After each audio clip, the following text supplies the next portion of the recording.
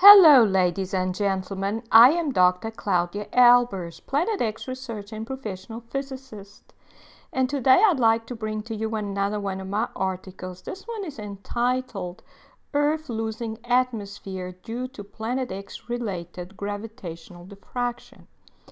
Now, as I have detailed in previous articles, gravity is a wave, which is not surprising as the gravitational interaction arises from photons or light, which is also a wave.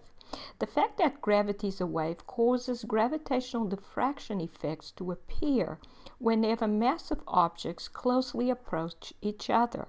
The gravitational diffraction effects are observed as gravitational vortices. That small stellar cores closely approaching the surface of the Earth create gravitational vortices, such as waterspouts in the Earth's atmosphere.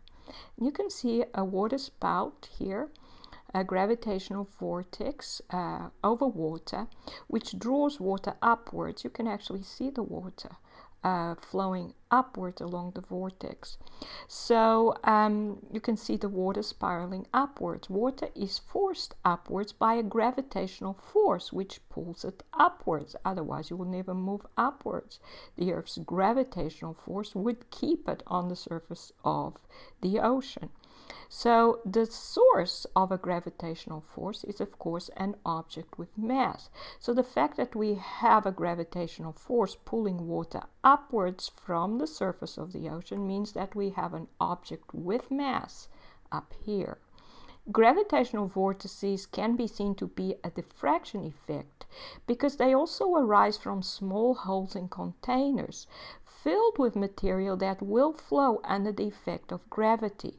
In other words, these small holes act as gravitational sources. Just like diffraction of light occurs when light passes through small holes, and that is, they are small with respect to the wavelength of the light, so that light waves spread out from these holes, and this is what's illustrated here.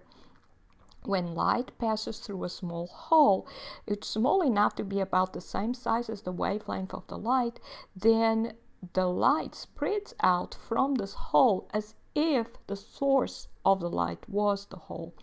And if the light is reflected backwards, then it's reflected in such a way that it spreads out as well. So there's diffraction on both sides. Now, so these gravitational diffraction effects are observed whenever massive objects approach each other to a distance which would be about the same size as the wavelength of the gravitational wave generated from the gravitational interaction between the two objects. And it is also observed when material under the effect of a gravitational field is allowed to flow through a small hole, such that the material is not able to free fall through the hole. The diffraction effect is in the form of a vortex, and this is illustrated here. We have water droplets. These water droplets will fall right through this sink drain, which creates a hole, without any gravitational vortex effects appearing, i.e. no gravitational diffraction, because the hole is large in comparison with the amount of material falling through it.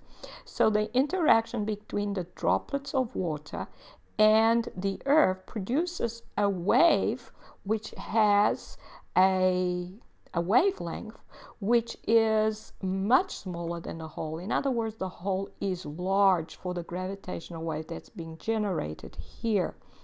Whilst if you have a sink full of water, now you have a large amount of material, and the gravitational force between this material and the Earth produces a gravitational wave which has a larger gravitational wavelength.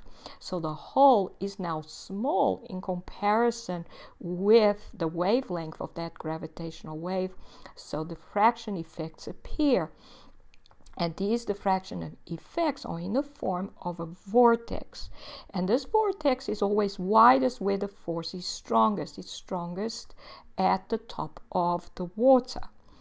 And the water going through the hole continues to fall as a vortex after it passes the hole, indicating that diffraction occurs on both sides of the hole, and the top and the bottom, just like it does with light. in this case, the gravitational interaction between the water in the hole, the water above the hole or in the hole, and the Earth generates a gravitational wave with a wavelength which is larger or about the same size as the hole through which the material is flowing. That's why we have diffraction effects, exactly the same as with light. As massive objects approach each other, gravitational wave will affect both, because the gravitational wave arises as a result of the interaction between the two objects. So the gravitational wave does not actually form until there is an interaction between two objects, but it is usually only observed if the objects have material which deforms easily in response to the gravitational wave. So if a completely solid object approaches another with a liquid surface, such as the Earth, the gravitational wave effects will be observed on Earth's oceans. And this is what it looks like. So a gravitational wave forms due to the interaction between the stellar core and the water on the Earth. And the gravitational wave produces this wave. It will have bulges, it will have a central minimum. There's always a central minimum. All vortices have central minimums, including this one. If you ever seen a vortex in a sink, you know there's a hole right through the middle, and that's because the gravitational wave always has a minimum in the center, a central minimum. So as the stellar core approaches, the wave height increases until it gets to the point where it's so close that the distance is less than the gravitational wavelength that forms as a result of the interaction between the stellar core and the Earth. So a small object can thus pull material from the surface of the Earth because its position is defined by its center of gravity or center of mass is closer to the surface of the Earth than the Earth's own position. If the small object has a surface which is also deformable, such as a gaseous atmosphere, this material will also exhibit gravitational wave effects. And it is less dense than water, it will be even easier to deform and will therefore make contact with the Earth's liquid layer first. And this is what's observed here. So the Earth exerts a force on the stellar core, and therefore it creates a wave effect on deformable material on its surface, whilst the stellar core exerts a force on the Earth's ocean and causes this wave pattern to appear with bulges and a central minimum on the surface of the Earth. So there is a mutual effect on each other, and a wave forms on both objects. But if the stellar core is just a solid object with nothing to deform on its surface, the only wave that will be observable will be on the Earth's surface itself. And if it's ocean, it will form this type of wave. Now, so as you can see here, the stellar core, as it approaches the Earth, the wave height will increase on both objects. And if the stellar core has material that is easier to deform than the Earth's oceans, then its wave height may increase to the point that it will make contact first. So this material will exhibit gravitational wave effects. If it is less dense than water, it will be even easier to deform and will therefore make contact with the Earth's liquid layer first.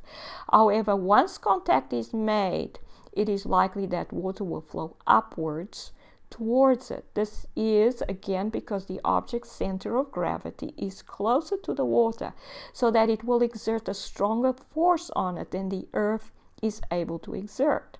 You see, this is the center of the Earth. It's quite far to the surface of the ocean, whilst the stellar core, the center of the stellar core, is closer. So it will exert a stronger force on the water, on the ocean, on the surface of the ocean. It will be able to draw it upwards through this gravitational vortex. Now, gravitational waves will also most likely form in the Earth's atmosphere as stellar cores approach the Earth. And through the connections made with the atmosphere, these objects will be able to draw Earth's atmosphere and turn it into their own atmosphere. So the same will be occurring, but above our atmosphere, somewhere where we are not able to see, but the same thing will happen, except that instead of ocean, it will be Earth's gaseous atmosphere that will be drawn upwards towards these stellar cores that are outside the atmosphere or very close to it, and may even be inside it, but too far to affect or make contact with Earth's oceans. But these objects will be drawing Earth's atmosphere instead and making it into their own atmosphere.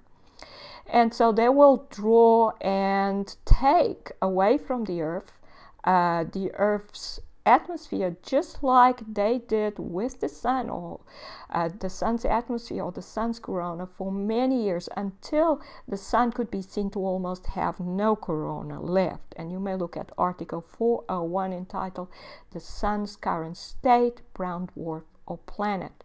In conclusion, Planet X system stellar cores are drawing both ocean water and atmosphere from the Earth, just like they have drawn the sun's coronal and chromospheric plasma. This is Dr. Claudia Albers, Planet X physicist. Thank you for watching.